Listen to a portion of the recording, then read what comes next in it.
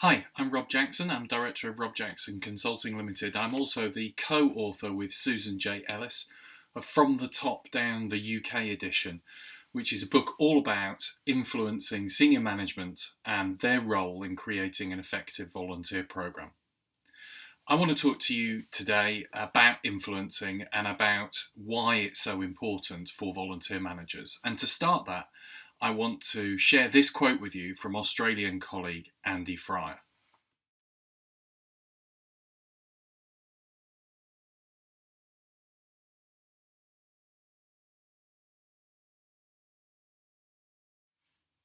So, as Andy says in that quote, influencing is an increasingly important skill for leaders and managers of volunteers. Influencing up around our organisation, influencing across our organisation to our peers, and influencing outside, persuading people to give us their time in the first place. And it's key to the ongoing development of volunteering at the National Trust in terms of evolving your volunteering offer and your approach to volunteer involvement. Influencing others about that is going to be increasingly important as a skill and a competence that you have as leaders and managers of volunteers at the Trust. So how do we influence effectively?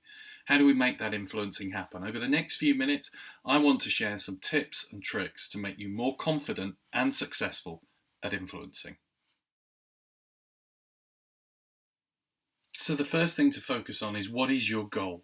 What change do you want to see? What specific difference do you want to happen as a consequence of the influencing that you're going to do? And it's really important to be clear and specific in those requests. Don't concentrate on generalities, concentrate on the actual change that you want to see happen.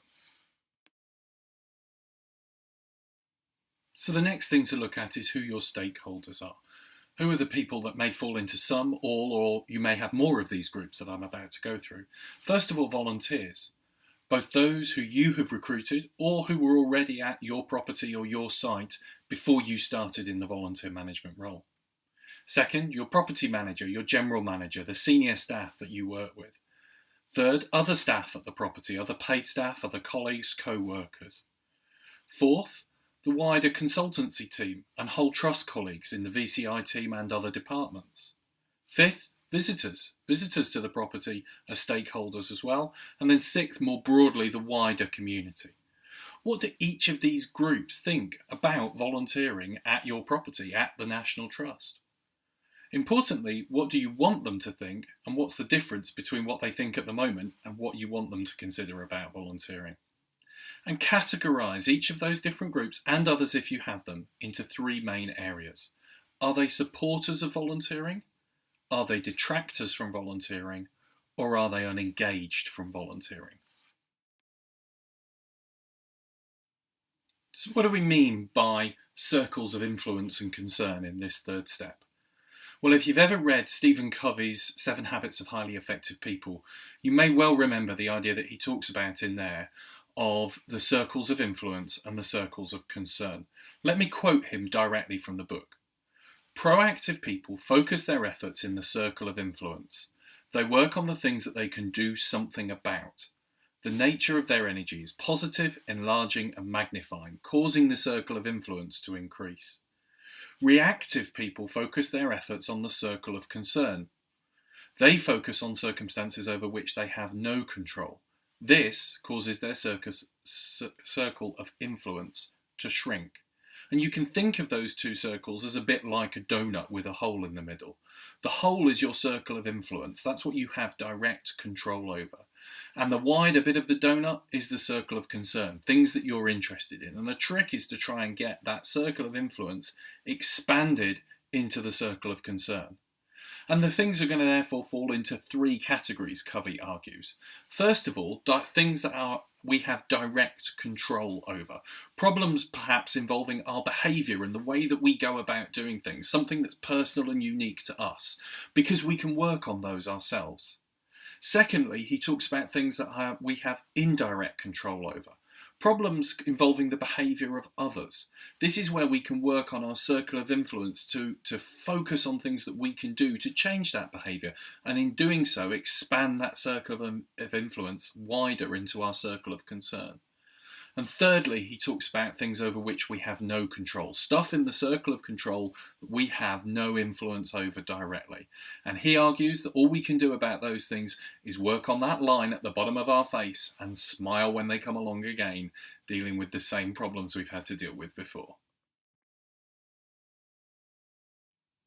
So we've looked at those 3 steps to influencing so far. Knowing what change we want to see, knowing who our stakeholders are and analysing them, and then thirdly, the idea of the circle of influence and concern and where we focus our efforts. And I want to focus on 3 areas that you can specifically action today in your direct control in the work that you do to try and influence around the role of volunteers within the National Trust. The first one is around reporting. What data we collect, how we report it, and to whom we report it is really, really important in influencing. As the old cliche says, what gets measured counts. So what data do you currently collect and report on volunteering? To whom do you share that? What happens to that data? What do you collect and not report? And how can you be more creative in that reporting? Quite often what we do is we collect a whole pile more data and we send some of that further up the chain for reporting purposes. And then as levels of management get involved, some of that data's stripped out. Why can't we just share some more broad information about volunteering rather than just a couple of little nuggets that get to the top? And absolutely one of the most important things is not just to focus on the number of volunteers that you have and the number of volunteers that you are recruiting, because that is going to lead to lots of problems down the line in terms of the expectations placed on you. It's not a numbers game, it's about the impact that volunteers have. We want to look at recognition. Recognition is really, really important in influencing people about volunteering, but it's an aspect of volunteer management we don't tend to use for that purpose. So first of all, celebrate the actual achievements of what volunteers do. Really highlight that difference that they make. Secondly, celebrate what you want more of. Not just what they achieve, but the way they do that. As any parent knows, you don't have success in getting your kids to do things by constantly telling them what not to do. You do it by also encouraging them when they go about doing things in the right way as well. Third, recognition has 2 meanings. This is something that struck me a number of years ago. It's not only about celebrating what people do, but recognising people as a valid part of the team. So do volunteers get invited to social events? Do they get included in staff meetings? Do they get the same information that the paid staff get about what's going on at the property and what's important to know? And then finally, when it comes to recognition, it's really important that we acknowledge the contribution of our paid staff colleagues in making volunteering a success. It's really important to thank them as well as the volunteers for the contribution they make to successful volunteering. And then finally, the third kind of practical thing is actually looking at remedying problems. How we handle problems when they arise can impact on our credibility and our ability to influence, therefore, others, as well as giving really excellent teachable moments to get people to think differently about volunteers. One of the important things to do is show that staff and volunteers are treated equally, that you're not just going to be an apologist for volunteers all the time, but that you're going to hold things in balance. Encourage your staff to bring up legitimate concerns. Legitimate's really, really important in there about volunteers and volunteering, and listen to those carefully. Address those legitimate concerns proactively.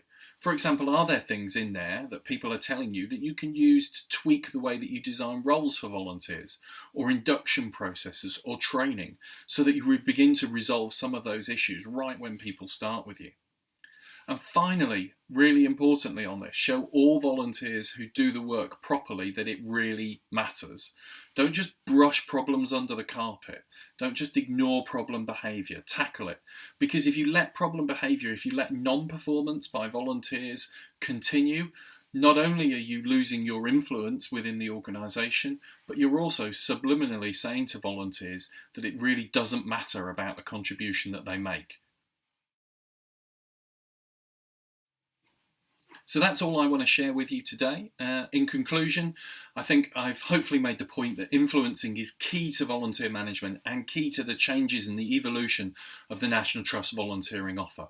You need to be really clear and specific on what you want to change, know who the stakeholders are that you're going to be working with and you need to influence. Focus on that circle of concern, so the difference that you can bring about, and think about how you report, how you recognise and how you remedy problems as practical areas that you can focus on today to get better at more influencing. Good luck.